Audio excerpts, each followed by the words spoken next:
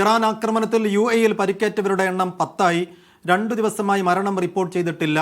UAE-യിലെ മുഴുവൻ വിദ്യാഭ്യാസ സ്ഥാപനങ്ങൾക്ക് മാർച്ച് 9 മുതൽ 22 വരെ വസന്തകാല അവധി പ്രഖ്യാപിച്ചു.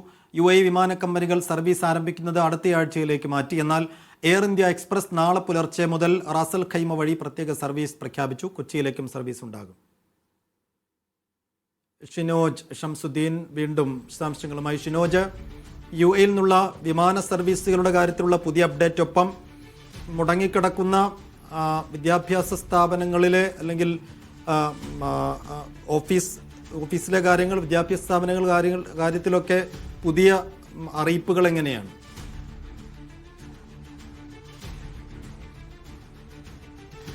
സൈഫു, ഇന്നും UAE-ക്ക് നേരെ ആക്രമണം ഉണ്ടായിരുന്നു. വിവിധ ഭാഗങ്ങളിൽ ഡ്രോണുകളും മിസൈലുകളും പ്രത്യക്ഷപ്പെട്ടിരുന്നു. ഇന്നത്തെ അപ്ഡേറ്റ് അനുസരിച്ച് പ്രതിരോധ മന്ത്രാലയം പറയുന്നത് 10 പേർക്ക് കൂടി UAE-യിൽ ആക്രമണങ്ങളിൽ പരിക്കേറ്റിട്ടുണ്ട് എന്നാണ്. ഇതുവരെ പരിക്കേറ്റവരുടെ എണ്ണം 78ആയി ഉയർന്നിട്ടുണ്ട്. ഇന്ന് 3 ബാലിസ്റ്റിക് മിസൈലുകളും അതേപോലെ തന്നെ 129 ഡ്രോണുകളും UAE-യിലേക്ക് ഇറാൻ അയച്ചിരുന്നു. ഇതിൽ പലതും ലക്ഷ്യസ്ഥാനത്ത് എത്തിയിട്ടില്ല.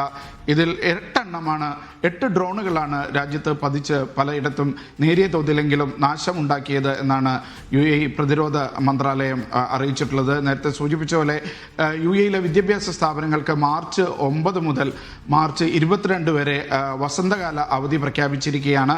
ഇത് ഈ മാർച്ച് 13 മുതൽ ആരംഭിക്കേണ്ട അവധിയാണ്. അത് നേരത്തെ ആക്കിയിരിക്കുകയാണ്.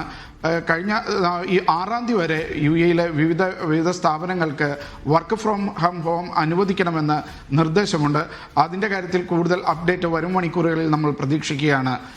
സൈഫു, ശരി. UAE-യിൽ നിന്നുള്ള ഏറ്റവും പുതിയ വിവരങ്ങളാണ് ഷിനോജ് ഷംസുദ്ദീൻ പങ്കുവച്ചത്. ഒമാൻ